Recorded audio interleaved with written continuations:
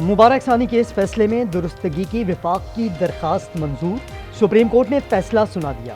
علماء کی تجاویز منظور، 6 فروری اور 24 جولائی کے فیصلوں سے 3 متنازع پیراگرافز حذف۔ پیراگرافز کو عدالتی نظیر کے طور پر پیش نہیں کیا جا سکے گا۔ چیف جسٹس نے ریمارکس دیے، پارلیمنٹ کی ہر بات سر آنکھوں پر، کبھی کوئی غلطی ہو تو انا کا مسئلہ نہیں بنانا چاہیے۔ جس روز دباؤ میں آ کر فیصلے کیے، گھر چلا جاؤں گا۔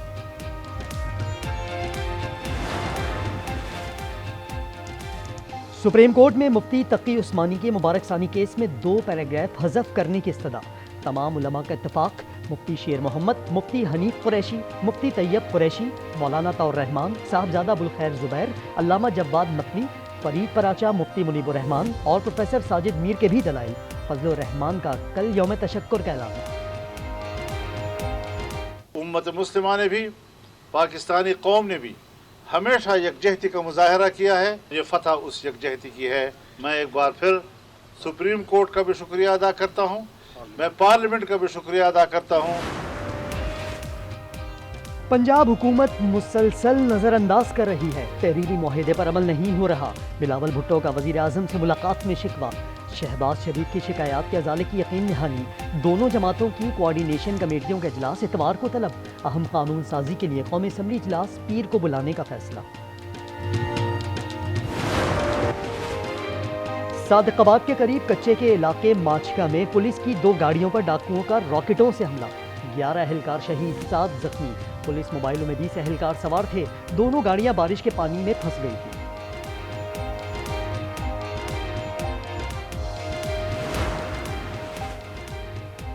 قانون نافذ کرنے والے اداروں پر حملے برداشت نہیں کیے جائیں گے، صدر آصف علی زرداری کے پولیس قافلے پر حملے کی مذمت، کہا کچے میں جرائم پیشہ افراد کے خلاف سخت کارروائی ضروری ہے۔ وزیر اعظم کی حملہ آوروں کے خلاف فوری اور مؤثر کارروائی کی ہدایت۔ وزیر داخلہ محسن نقوی کا بھی اظہار افسوس، وزیر اعلیٰ مریم نواز نے آئی جی سے رپورٹ طلب کر لی۔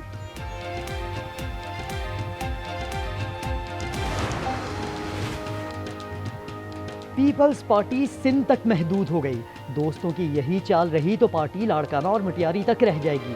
مخدوم جمیل الزماں ایک بار پھر اپنی جماعت پر برس پڑے، کہا اقتدار ہونے کے باوجود اپنا وزیر اعظم تک منتخب نہیں کروا سکتے، سندھ میں ایک ڈھنگ کا پل نہیں بنا سکے، صرف اپنے بھلے میں لگے ہیں۔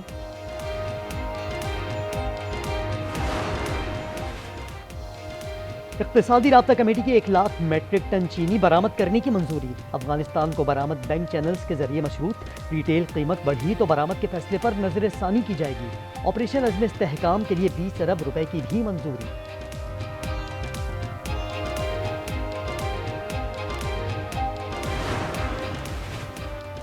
مہنگائی کے ستائے غریبوں کی ایک اور آس چھن گئی، ملک بھر کے 4400 یوٹیلیٹی سٹورز پر سبسڈی مکمل ختم، تمام یوٹیلیٹی سٹورز بند ہونے کا خدشہ۔ کراچی کے لیے بجلی مزید مہنگی ہونے کا امکان، کہ الیکٹرک نے 3 روپے 9 پیسے مزید مہنگی کرنے کی درخواست کر دی۔ ان کا کسی کا ارادہ ہی نہیں ہے اس کو باہر نکالنے کا، عمران کا یہ اسٹیبلشمنٹ نہیں بھیجا ہے نا، انہوں نے دیکھا کہ لوگ ساری پاکستان سے اٹھ کے آ رہے ہیں اور جوش زیادہ ہے، انہوں نے اس وقت 7:30 بجے اعظم سوادی ملنے کیوں گیا؟ بس یہ ایک سوال ہے، کس نے بھیجا؟ اسلام آباد میں جلسے کی منسوخی پر تحریک انصاف میں اختلافات، اتحادی بھی ناراض۔ علیمہ خان بولی، موجودہ قیادت کا بانی پی ٹی آئی کو جیل سے نکالنے کا ارادہ نہیں۔ اعظم سواتی کس کے کہنے پر صبح سویرے اڈیالہ جیل گئے، کس کے کہنے پر جلسہ ملتوی کرایا؟ محمود اچکزئی نے ہنگامی اجلاس بلا لیا، کہا جلسہ منسوخی پر اعتماد میں نہیں لیا گیا۔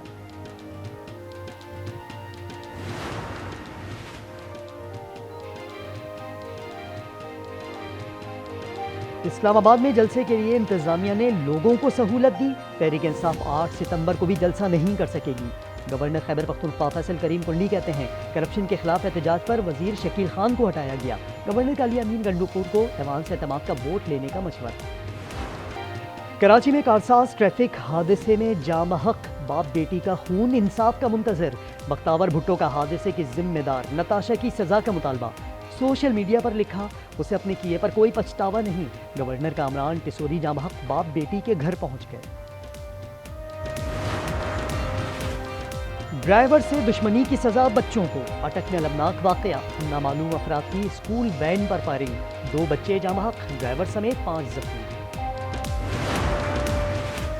ایران بس حادثے میں جاں بحق زائرین کی شناخت مکمل، میتوں کی 48 گھنٹے میں واپسی کا امکان۔